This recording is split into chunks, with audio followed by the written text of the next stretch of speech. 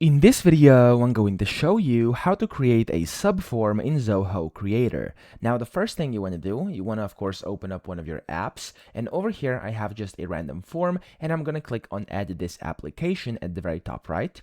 And then inside the editor, over here, you want to go inside your form again and wait for it to load. And then whenever it loads, there we go, you want to open up the form builder of that form. And in here at the very left hand side, you have to scroll down, and then you'll see that here under advanced fields, you will be able to find the subform. Now, of course, you just want to drag this in here. You can put it wherever you want to. And here you can either start from a blank form, or you can basically hook it to any of the existing forms. I'm just going to create a blank one, click on done.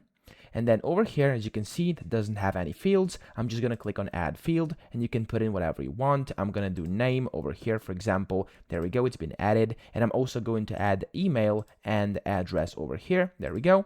And of course, you can customize these just like you would be able to do inside a regular form. And whenever you're ready to actually of course, finish this, click on done at the very top right, and then your subform will basically be created and added in there. Okay, so that's pretty much how we do it. I hope this video helped you out. If it did, please subscribe to the channel and help me out as well.